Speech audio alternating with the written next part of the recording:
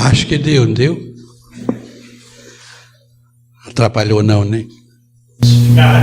Esfregando o microfone do outro, está ruído demais. Beleza. Alto, né? Eu estou tentando aqui segurar. Boa noite, pessoal. Boa noite. Você não. É sempre uma alegria estar aqui na casa de amigos, onde a gente pode aproveitar os momentos de confraternização. De muito tempo, companheira de luta, companheira de trabalho. Companheira de luta. Aqui então eu vou fazer com os... Tá bom. Obrigado. Ó. Tá. Obrigado, viu? Quando a gente ainda tinha cabelos pretos, né, longos, né, Elaine? A gente andava pela vida. Mas é sempre uma alegria, porque é o seguinte: quando a gente se encontra para fazer reflexões sobre a doutrina espírita e sobre aquilo que a doutrina espírita pode trazer para nós de esclarecimentos acerca do que é o sentido do viver num planeta como o nosso, a gente se sente bem demais da conta, porque fica muito fácil de viver a partir das placas que Jesus colocou no caminho para nós.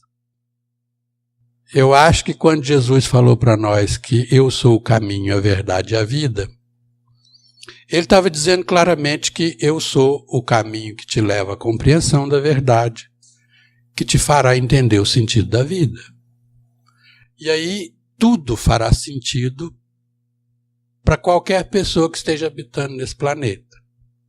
E se você pega, por exemplo, o capítulo, um item, Lei do Amor, no Evangelho segundo o Espiritismo, você verá que esse caminho é um caminho íntimo, é um caminho do ser humano, que vai do instinto até o diploma, que é o amor. No início é o instinto, um pouco mais evoluído a gente tem sensações, um pouco mais evoluído a gente tem sentimentos, e um pouco mais evoluído a gente tem o top, né, o cume da montanha, que é o amor.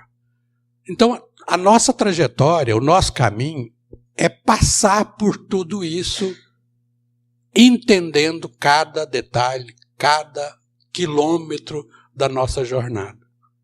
Sair do instinto e chegar ao amor significa a gente domar, concretizar uma situação de lucidez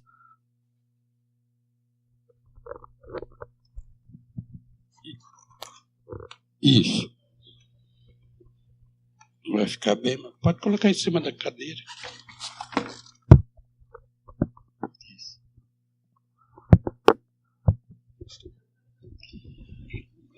Boa.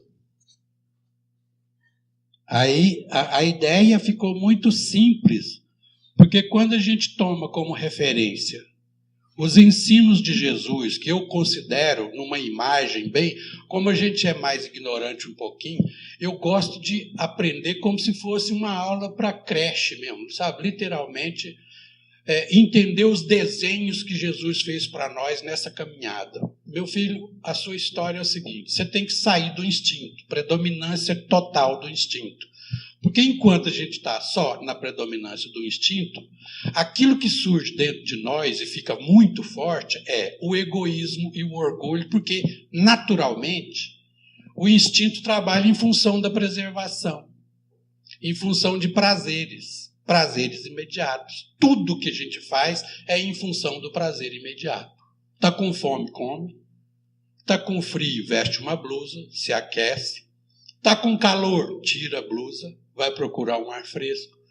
Se você está sentado muito tempo, começa a doer, você procura uma nova posição. Tudo é em função do prazer. Esse prazer imediato tem que ter uma solução imediata. Tem que ter uma solução imediata.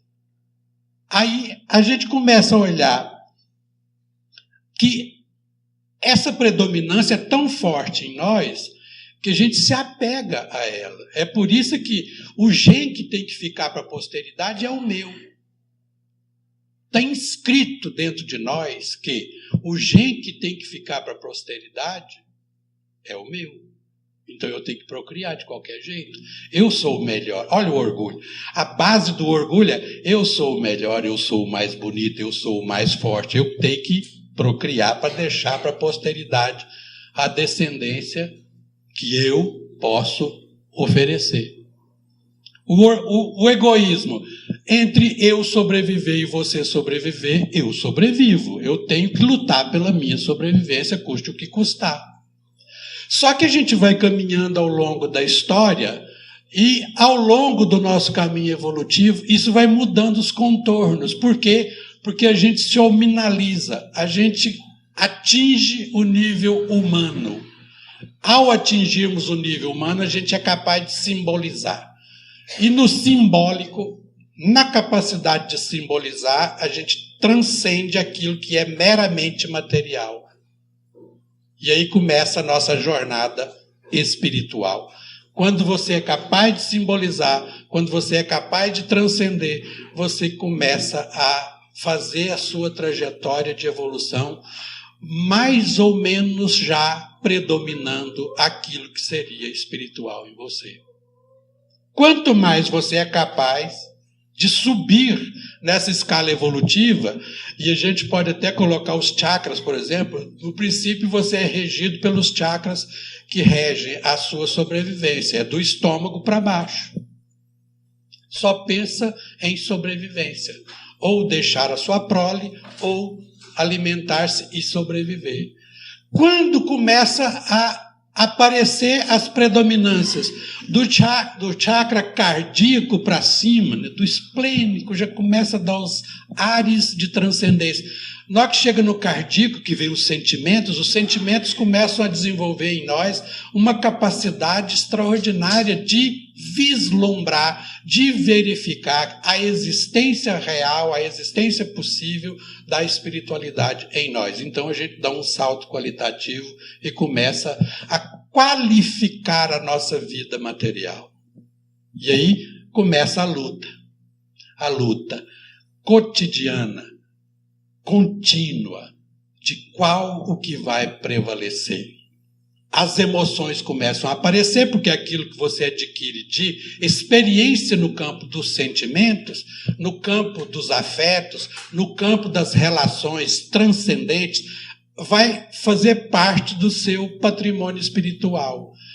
Ao reencarnar, você coloca o corpo físico na jogada e aquilo que é patrimônio espiritual com o que é patrimônio da própria materialidade, as sensações e sentimentos, geram as nossas emoções e as emoções fazem todo o processo do nosso existir humano.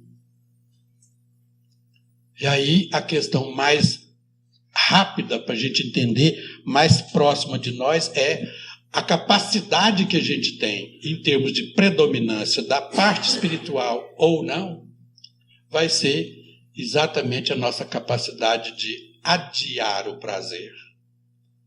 Quanto mais evoluído estamos, mais capacidade a gente tem de adiar o prazer. Por quê?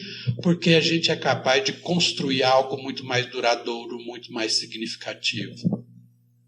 Se você dá a semente para uma pessoa que não é ainda uma pessoa ligada à área da espiritualidade dos sentimentos superiores, ela pega a semente, descasca e come e sente o prazer imediato. Se você dá para uma pessoa que é capaz de fazer a transcendência, de buscar algo muito maior, ela pega a semente, planta e terá uma árvore. Ela espera, ela cultiva, ela transcende. Como é que você vê isso? Existem pesquisas que mostram isso. Tem uma pesquisa que eu fico incomodado com ela porque ela chega a comover a gente. Eles fizeram com crianças de 1 ano até 14, 15 anos e acompanharam essas crianças até ficarem adultas. É a experiência que está na internet, é a experiência do marshmallow. Todo mundo já deve ter visto essa experiência. Eles colocam a criança, né, numa sala, filmando, viram para a criança e entregam para ela um marshmallow e falam assim, ó, tá aqui, ó, no pratinho, um marshmallow para você. Você pode fazer o que você quiser com ele. Mas eu te proponho uma coisa. Eu vou ali fora e volto daqui a pouco. Se você conseguir me esperar sem comer o marshmallow até a hora que eu voltar, na hora que eu voltar, eu te dou mais um marshmallow. É um negócio da China, porque você dobra o capital em pouco tempo.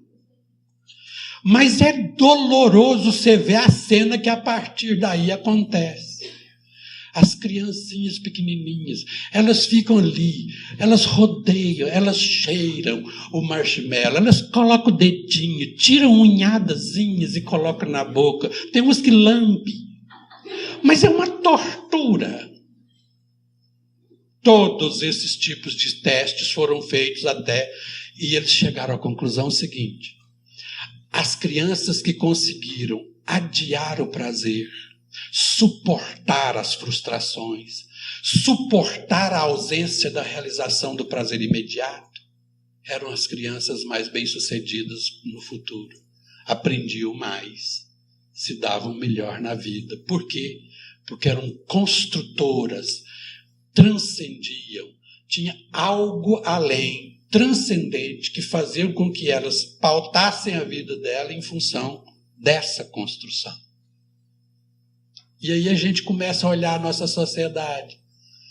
Como é que você coloca a ideia de um homem de bem na cabeça de uma criança que não é capaz de suportar frustrações?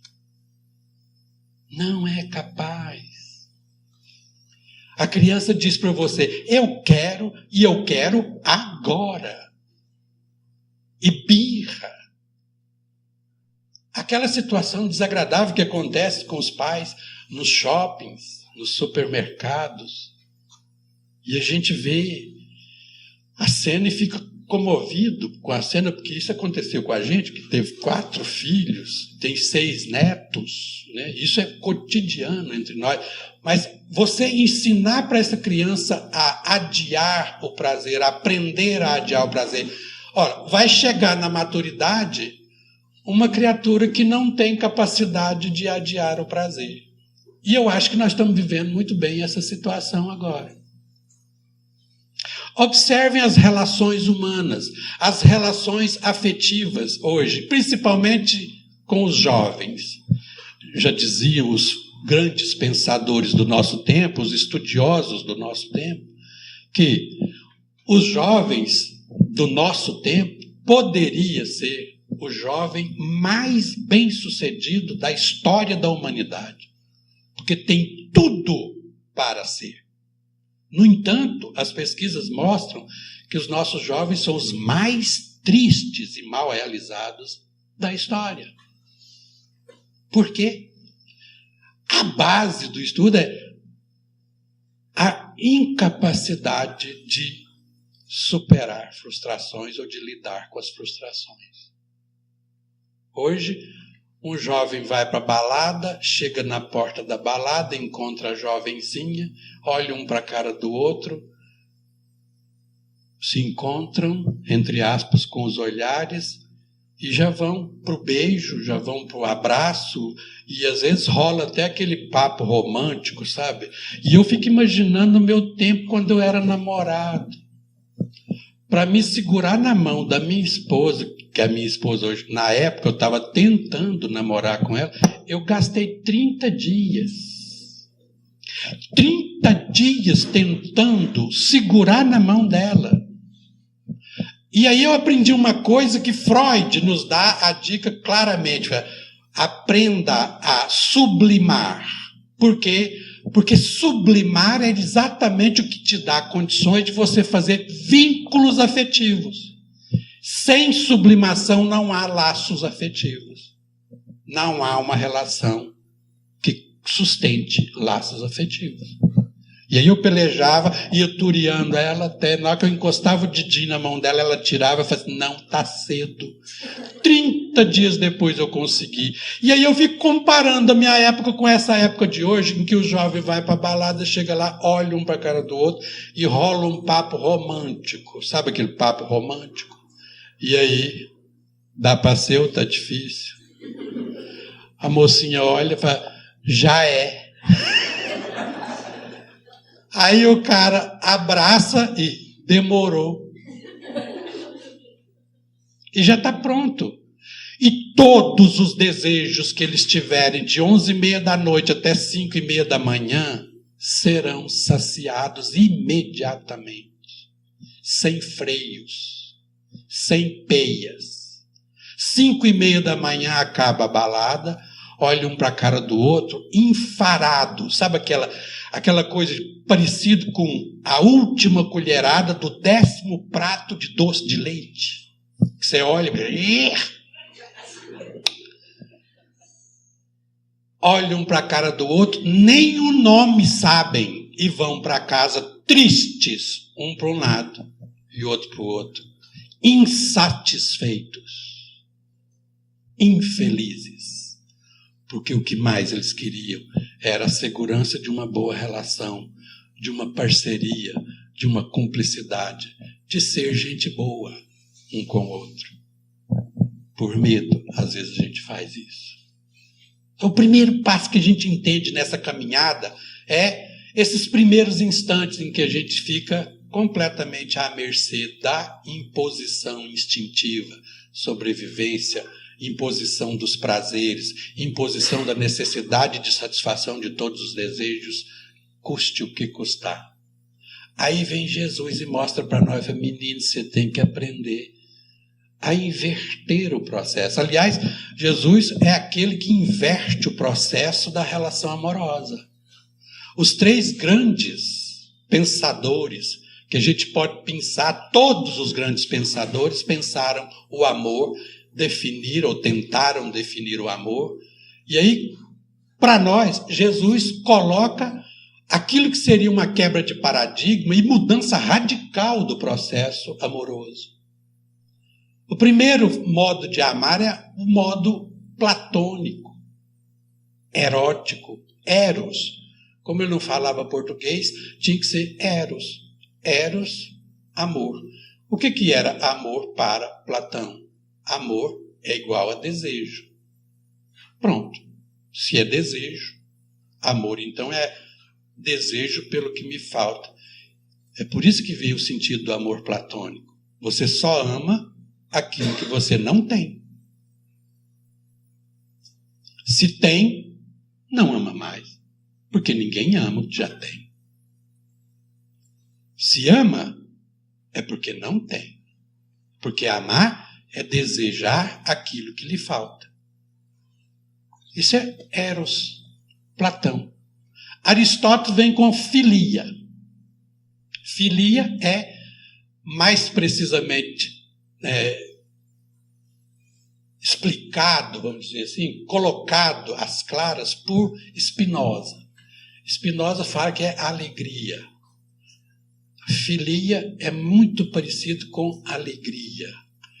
A capacidade que o ser tem de elevar a sua energia, a sua potência de agir.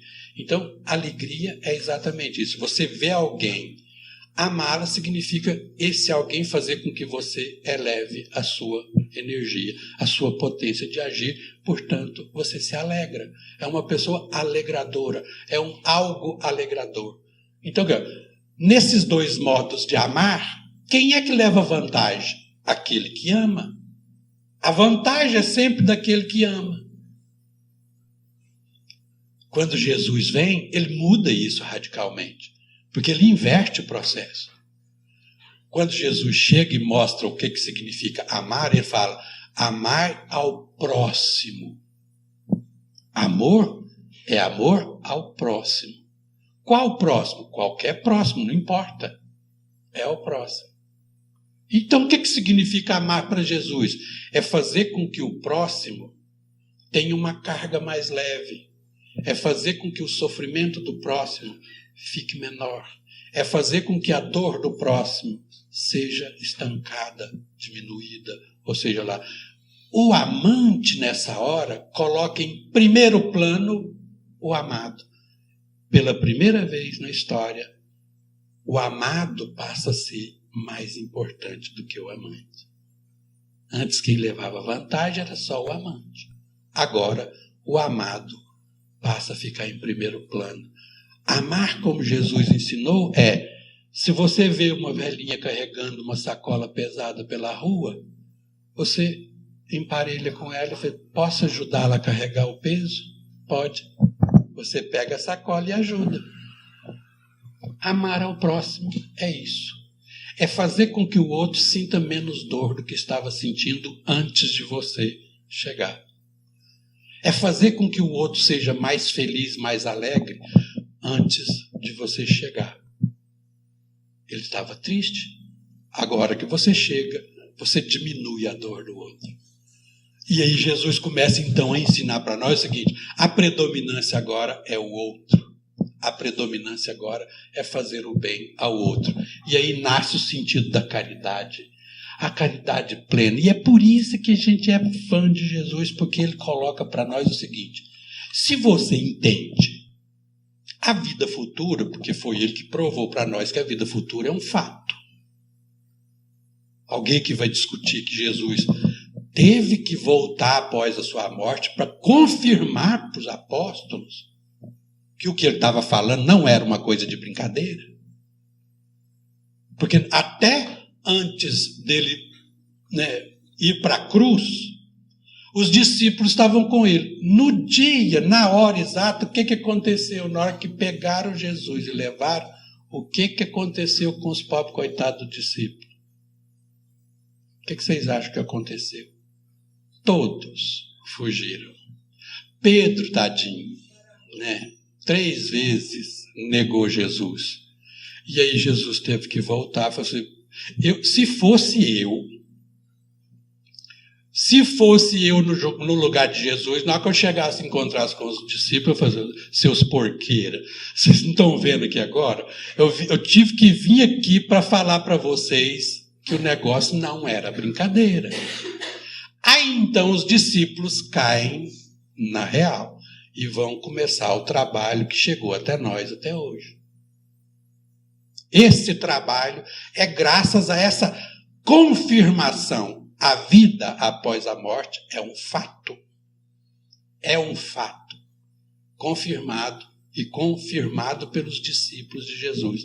Aí quando chega até nós, imagina, todo e qualquer ato que a gente faça na nossa querida doutrina espírita, que nos ensina a fazer a caridade, conforme Jesus ensinava, naquela época os discípulos, pelas suas caminhadas pela vida, o que é que a gente precisa para ter certeza de que essa é uma ação que a gente não perde em sobrevivência, não perde em benefício, não perde em bondade dentro de nós, para conosco mesmo e para com tudo que tiver em torno de nós. Por quê? Porque a gente faz as coisas em função de ganhos, infelizmente, ainda. Então, você não faz uma coisa apenas por fazer uma coisa. Você precisa de uma confiança no que vai acontecer. A fé no futuro é exatamente o que abre para nós, o que descortina para nós essa certeza de que o que eu estou fazendo aqui agora gerará consequências na minha vida futura. Caso contrário, se não tem vida futura, qual é o sentido de eu fazer dessa maneira ou de outra maneira? O que dá a chave para nós, a doutrina espírita é clara, é a fé no futuro, é o conhecimento da vida futura. O que vem depois da vida futura é que dá para nós a motivação sólida, concreta, da nossa ação agora valer a pena fazer tranquilamente. Senão, fica complicado você fazer. Vira crença vazia. E nós temos essa consciência. Nós temos esse conhecimento.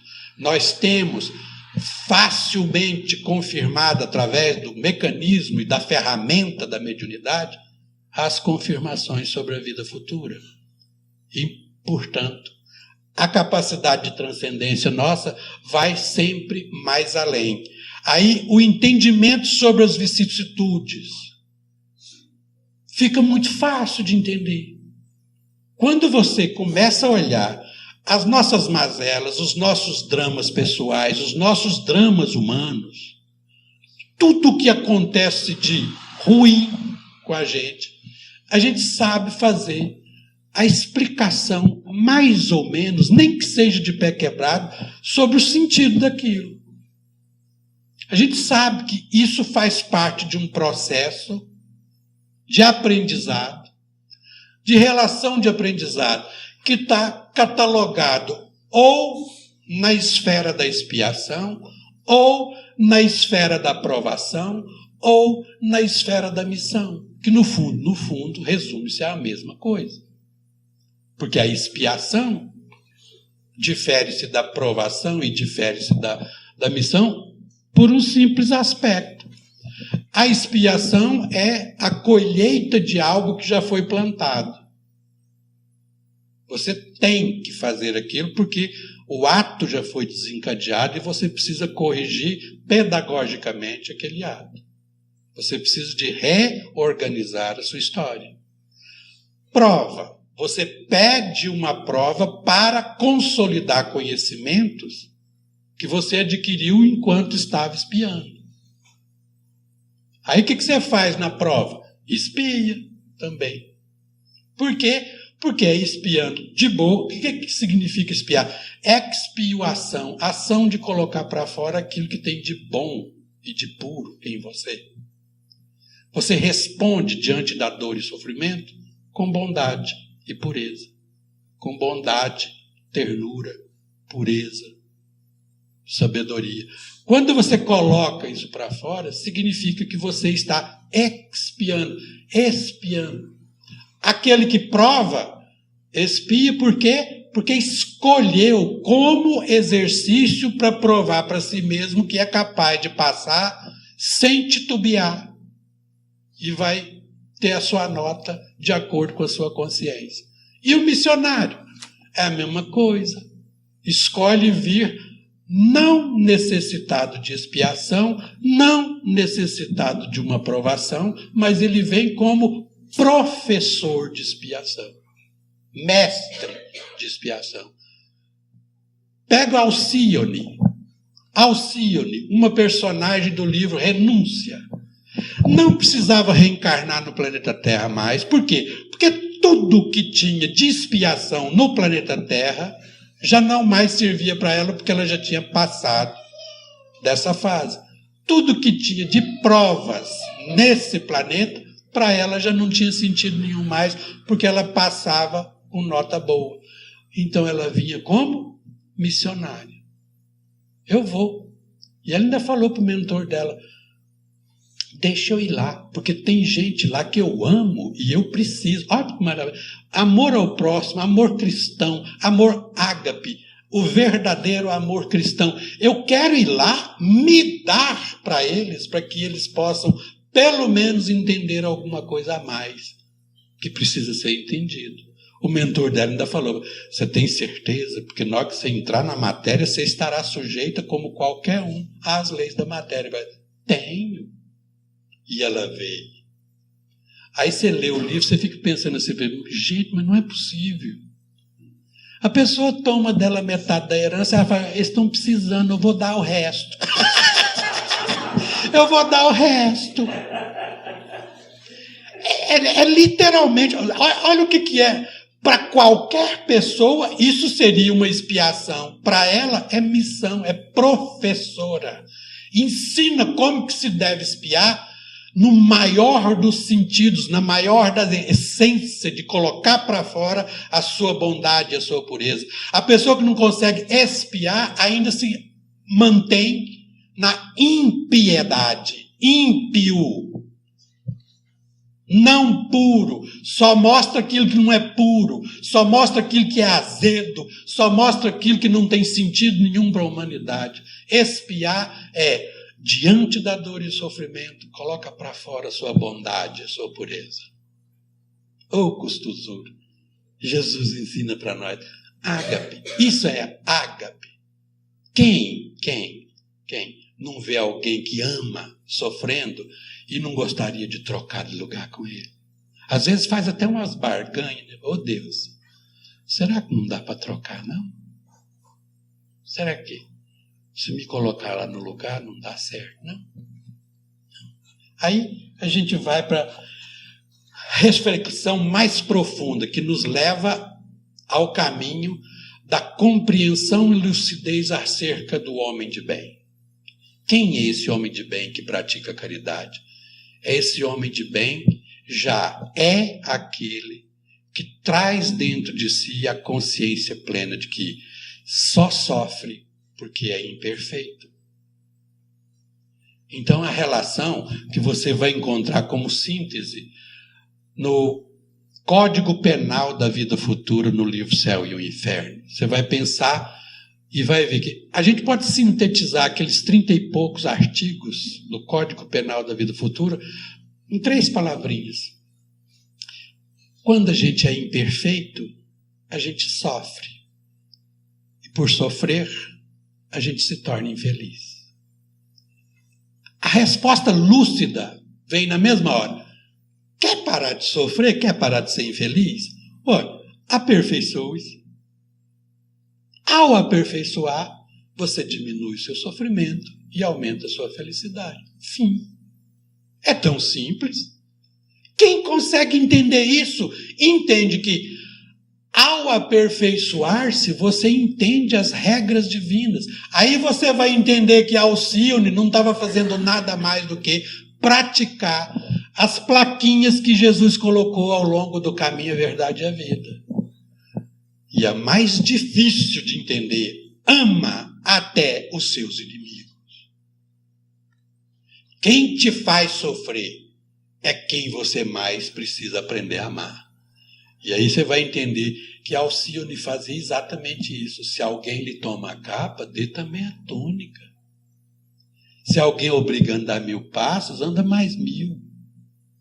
E eu acrescentaria por minha conta, sutilmente.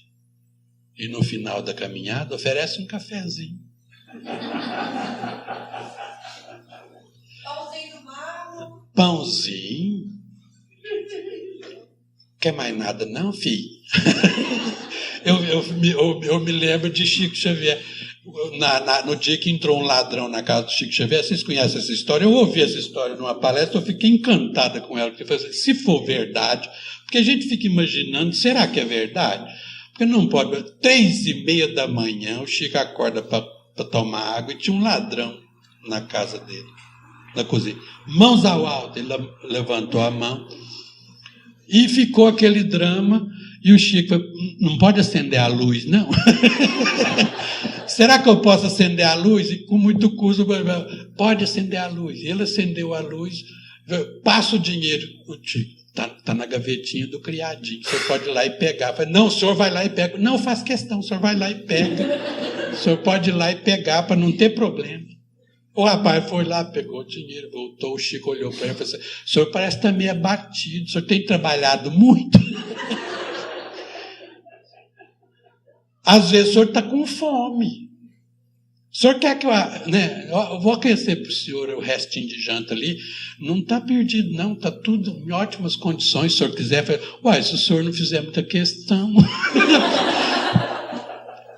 4h da manhã, o rapaz bate um prato dessa altura, e comendo e tal, ele suou, enxugou o suor. O Chico virou e falou assim, o senhor está com a calça bem baleadinha. Eu ganhei umas 5 e não vou usar tudo. Se o senhor quiser escolher umas para o senhor. Eu falei assim, se o senhor quiser. O Chico buscou as calças, ele olhou, experimentou, olhou, já estava em casa, né? Já era de casa. E tal, experimentou a calça, tudo direitinho, arrumadinho. E no final escolheu 2 calças para ele. O Chico perguntou se ele tinha família, disse que tinha mulher e 2 filhos, e que ele estava naquela situação porque estava difícil de arranjar emprego, e ele estava no desespero, porque ele queria mesmo era alimento e tal. O Chico fez, então nós vamos preparar uma cesta básica, um farnel para você, e preparou uma cesta básica de todo tamanho, colocou e virou para o ladrão, e isso já era 5h30, quase 6 horas da manhã, o papo estava rolando solto ali. E o Chico aproveitando, e aí o ladrão falou, não, só Chico, só me desculpa, mas eu tenho que ir embora. Eu preciso de ir embora, então o senhor me dá, né, condições. E aí o Chico despediu dele, ele lá ia saindo, o Chico virou, pensou assim, meu filho, quando você entrou como aqui? Eu pulei o muro. E como é que você vai sair? Eu vou pular o muro de volta, o Chico. Não, uma hora dessa já deve estar passando trabalhador aí na porta. Eles veem você pulando o muro, pensa que você está me roubando. Pode de jeito nenhum. Toma a chave, abre o portão. E pode deixar a chave lá no portão mesmo, não tem problema não. Eu fico pensando, o que significa isso? Se alguém lhe bate numa face, ofereça a outra. Se alguém lhe obriga a andar 1000 passos, anda mais 1000. Isso não é exatamente o que Jesus queria dizer com amai os vossos inimigos? E às vezes as pessoas chegam para nós no centro espírita e fazem, Amaral, como é que eu me livro do meu obsessor? Eu penso assim, ai meu Deus, se eu falar o que deve ser feito para essa pessoa, ela vai pensar que eu sou doido. E a única forma que tem para responder uma pergunta dessa é, ame o seu inimigo. Porque se você amá-lo, você vai traduzir claramente uma das plaquinhas que Jesus colocou no caminho e verdade à vida. Orai e vigiai o teu pensamento ao longo do caminho. Porque nesse momento, orai significa levantar o seu padrão vibratório. Quando você levanta o seu padrão vibratório, obviamente você sairá da sintonia com espíritos mais atrasadinhos. E ao orar e levantar o seu padrão vibratório, é a única forma de você se desvencilhar dele. Porque resta a ele 2 opções. Ou fica onde está porque não quer te acompanhar, ou se ele quiser te acompanhar, ele tem que fazer o quê? Amar você também. Melhorar vibratoriamente também. Agora, se ele fizer essa segunda hipótese, na hora que ele chegar aqui em cima para te sintonizar novamente, já não mais será seu inimigo. Será seu amigo. E quantos que eram perseguidores nos livros de André Luiz não se tornam protetores? Por quê? Porque evoluíram junto com o seu obsediado. O obsediado evolui. Você dá a chance. Olha o que é caridade.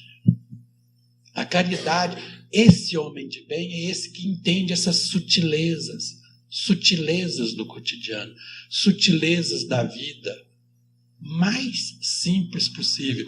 Porque quando a gente pensa em homem de bem, significa fazer peripécias e todo tipo de coisa. Não. O homem de bem que Jesus ensina para nós e a doutrina espírita esclarece sobre o que é o ser humano que vive o cotidiano, mas vive o cotidiano sempre pensando no próximo, na proteção do fraco, instigando fé naqueles que não têm fé, fazendo com que os avaros se tornem menos avaros, fazendo com que aqueles que são tiranos se tornem menos tiranos, fazendo com que aqueles que estão completamente desequilibrados em todos os campos de viciação, uma pessoa mais centrada, uma pessoa mais equilibrada. E aí a gente começa a entender como é que funciona isso. Fácil de entender. A gente pode até fazer um teste. Vamos ver se você é um homem de bem a partir dos conhecimentos da doutrina espírita. Vou fazer 3 perguntinhas. Pode? E vocês vão responder mentalmente, porque eu não quero ver ninguém aqui passando vergonha. Não quero ver ninguém passando vergonha. Eu, quando fiz essas perguntas para mim, eu passei vergonha comigo mesmo. Eu olhei para mim e falei, não, menino. Primeira pergunta. Você, diante da ofensa, você responde com ira ou perdão? Alguém te ofende. Como é que você responde? Com ira, raiva ou perdoa? Segunda pergunta. Diante da doença, você se revolta ou tem fé?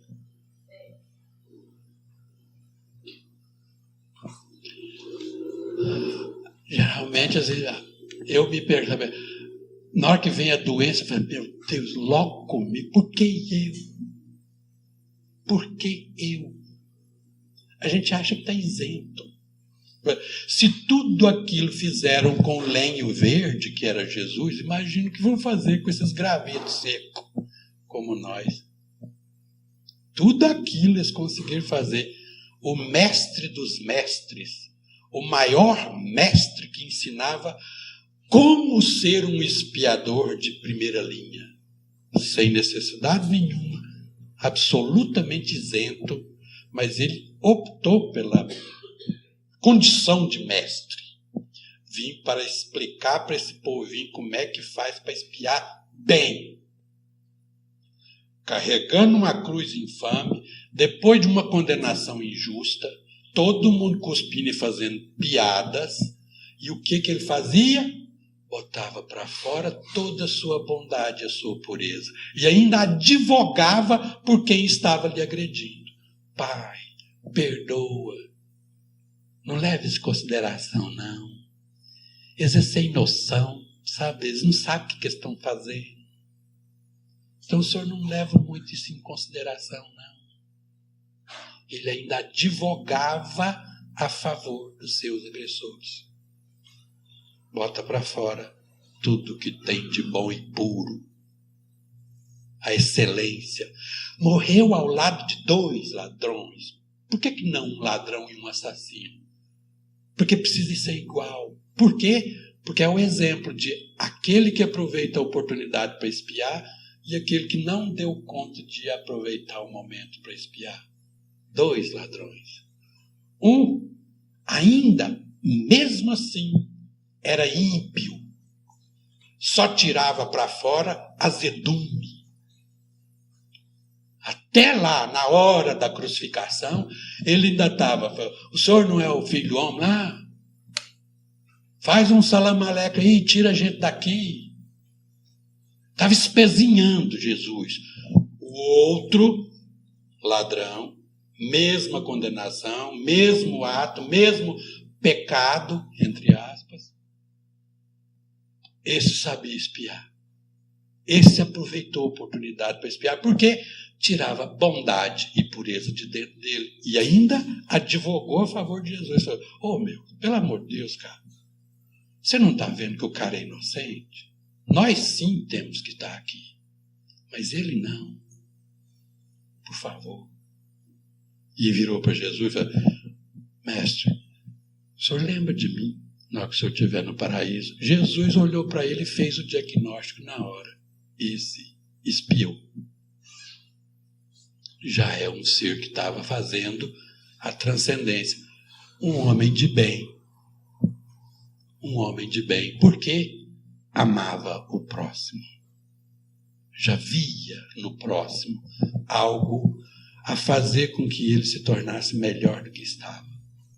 E Jesus, portanto, não deu nada para ele, apenas constatou. Hoje mesmo você está lá comigo lá.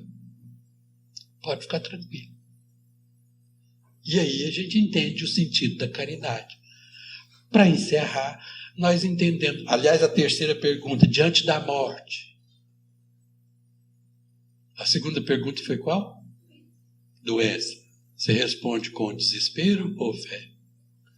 Terceiro, diante da morte, você responde com desespero ou com compreensão? Desespero ou compreensão? Olha, fácil de entender. Aí, nós vamos começar a entender o seguinte. A caridade, obviamente, eu me lembro quando o Raul Teixeira fazia as nossas CEONGs aqui, eu me lembro dele direitinho quando ele falava assim, ó, Jesus não falou de caridade. Quem falou de caridade com propriedade foi Paulo de Tarso. São Paulo para muitos. Paulo de Tarso, a definição que ele dá de caridade é a coisa mais extraordinária que a gente tem. Jesus não falou de caridade. Mas Jesus viveu a caridade. Porque ele viveu tudo que faz parte do processo de chegar até a caridade.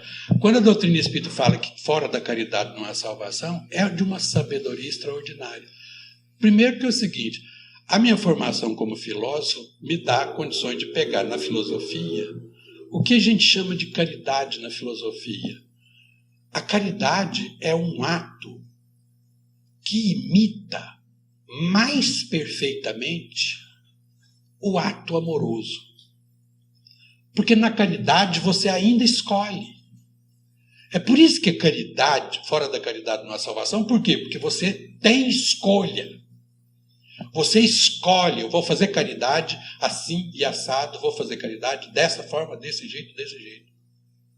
Porque quando você chega no amor, então a caridade é o último degrau antes de você receber o diploma da caminhada de Jesus, que é o amor. O amor incondicional, o amor perfeito, o amor sem restrições. O amor pelo amor. Porque quem ama, age por amor. E fim de papo, e não escolhe. Você não escolhe a quem amar. Não há escolha. Você não tem livre-arbítrio para amar. Às vezes você ama aqueles que nem merecem o seu amor. E tem gente que chega perto de você e fala assim, mas aqui não vale, como é que come? Eu falo, pois é, menino, eu amo, tem base. Eu amo, é esse. Por quê? Porque quem ama, age por amor. Fim de papo. Agora, caridade não. Caridade você ainda escolhe. Vou fazer caridade para esse, vou fazer caridade para aquele, vou fazer caridade para ele. Então, a caridade é o último degrau antes de você chegar no amor, porque quando você chega no amor, você recebe o diploma da nossa caminhada. A caridade é a imitação mais perfeita daquele que age por amor. E de tanto você imitar quem age por amor, você aprende a amar. Um belo dia, você vai descobrir que não faz mais por escolha. Você faz porque ama fazer. Olha que maravilha. E aí você vai entender como é que você faz isso. Traduzindo nos detalhes, Jesus ensinava. E os amigos espirituais, obviamente, sabiam como é que Jesus entendia caridade. E Kardec perguntou aos amigos espirituais. Como é que entendia Jesus o que era caridade? Ele falou 3 palavrinhas fundamentais. Primeira, benevolência para com todos. Segunda, indulgência. E a terceira, perdão das ofensas. Ah, maravilha. Aí, de novo, eu lembro do nosso Raulzinho. O Raul, benevolere. Benevolere, boa vontade. O que é boa vontade? Paz na terra aos homens de boa vontade. O homem de bem tem que ter necessariamente a boa vontade. Então não dá para você ficar simplesmente com má vontade. Sabe? Cotidiano. Você vai tomar conta da reunião de quarta-feira no centro. Chá comigo, me dá a chave do centro que eu tomo conta. Aquele que tem boa vontade, no dia que amanhece quarta-feira, ele já pega a chavinha na mão e já começa a fazer as orações para que tudo ocorra bem. Ele chega no centro 1h30 antes, abre o centro, limpa, coloca as coisinhas no lugar e fica em pé esperando ansioso as pessoas chegarem para que ele possa ser solícito com todo mundo. Boa vontade. Má vontade. Deixa comigo que eu tomo conta da quarta. 7:55, ele está em casa. Eu acho que dá tempo. Dá tempo.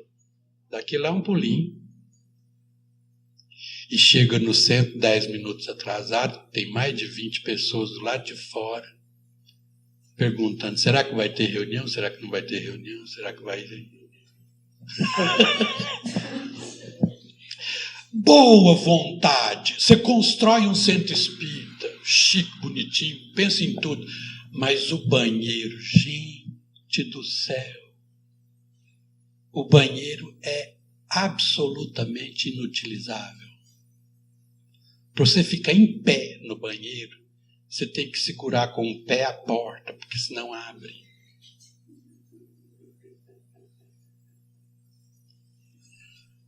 Boa vontade. As pessoas pensam que ser uma pessoa de boa vontade é fazer coisas extraordinárias. Não, boa vontade é aqui, no cotidiano, no dia a dia. No vamos que vamos aqui. Deu para entender? Ágape. Onde é que está o amor ao próximo? Onde está a capacidade de diminuição do sofrimento do outro? Onde que está? Segundo, indulgência. Essa eu gosto, essa eu adoro, porque essa é uma das que eu mais preciso treinar. E principalmente ela funciona mais quando a gente está em família, porque em família a gente arranca as máscaras todas. E aí a gente se mostra como tal. E aí eu aprendi o seguinte, sabe o que é indulgência? Dentro, doce. Indulgência é adocicar-se, adocicar os sentimentos.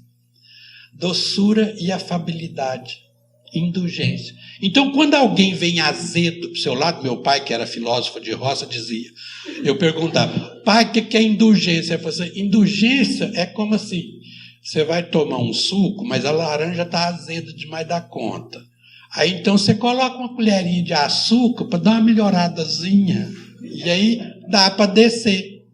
É a mesma coisa. Se alguém vem azedo para o seu lado, você coloca açúcar, porque aí dá para engolir. Isso é indulgência, gente. No melhor dos sentidos da palavra. E eu tenho um truque. Se vocês me perguntarem isso depois, e se vocês falarem isso para alguém, eu negarei até a morte e não assumirei que disse. Mas eu tenho um truque. Quando a mulher vem azeda, o filho vem azedo, as pessoas vêm azeda para o meu lado, eu fico cantando mentalmente, porque não pode ser em voz alta, porque seria uma afronta. Eu fico cantando mentalmente a música do Beto Barbosa. Adocica, meu amor, adocica. Adocica, meu amor, adocica. E vai adoçando.